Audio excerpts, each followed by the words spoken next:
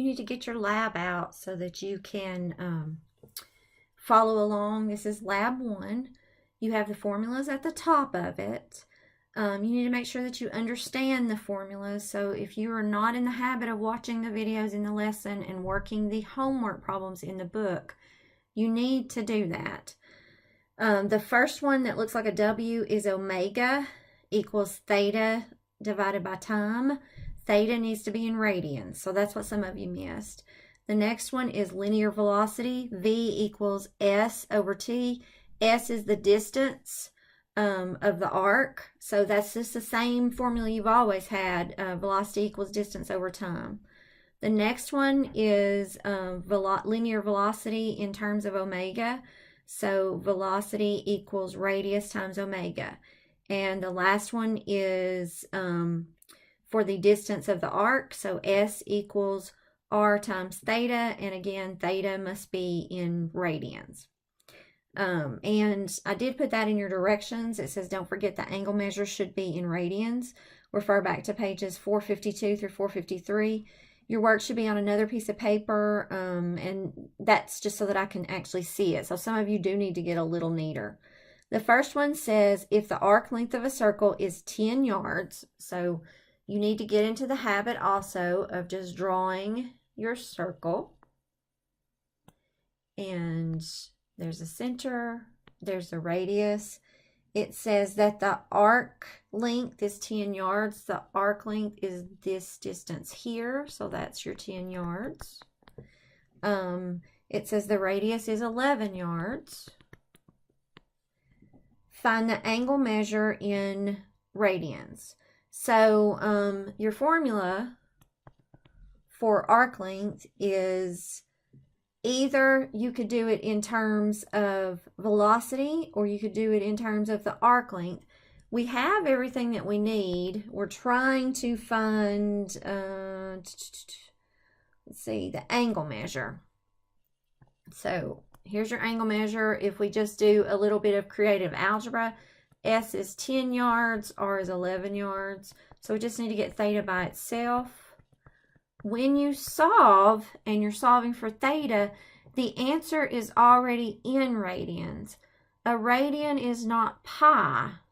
A radian is approximately 53 degrees. So when we say that it's 10 over 11, that is already in radians. So that's the answer to the first one. Then it goes on to say if the arc length of a circle is 6 feet, so 6 feet, the angle measure is 30 degrees. Find the radius in feet. Now, a lot of you did not change your theta to radians. So if you look at the unit circle that I asked you to print off that was in your lessons, you can see, actually without having to do the conversion, that 30 degrees is pi over 6. So when we substitute everything into our formula, we get the arc length being 6 feet. We do not know the radius. We know that theta is pi over 6. If you take your calculator and you punch in 6 divided by pi over 6, you either get 36 over pi, not 36 times pi, or approximately 11.5. Since the arc length was in feet, then this answer is also in feet. So that's the answer to that one. Please make sure that you're asking questions about these. You know, the other thing that you want to make sure that you're doing is you have a link to an online tutor. I'm doing the Collaborate sessions. There has been, the people who have attended the Collaborate sessions actually did really, really well on this lab. If you can't get into the sessions, then we need to try to troubleshoot. There are numbers on your Moodle course about tech help. You can call me and we can try to troubleshoot. We'll try to do what we need to get you in, but you need to do it before the Collaborate session starts. So if you know that you were not able to get into the last one, you need to go ahead and try to troubleshoot before the next one. The next one says if the radius of a circle is 2.3 centimeters, so again, draw your circle. There's my radius, 2.3 centimeters. The angle measure is 7 pi over 12. So here's my angle. It's got a pi with it, so we know that it is in radians. If it has a degree marking, it is going to be in degrees. So if it doesn't have anything, whether it's got the pi or whether it's just a number, it's in radians. That's how you know that something's in radians. Some books will put a little tiny uppercase R in the corner, but most of the time they just don't put anything and we assume that it's radians. It says find the arc length. Again, here's your formula for arc length. We have that R is 2.3 centimeters. Theta is 7 pi over 12. So you would need to take your calculator and punch in 2.3 times 7 times pi, hit enter, divided by 12. All those calculators that I have recommended have a pi key on them so that you wouldn't need to punch in 3.14 and you could get things more accurate.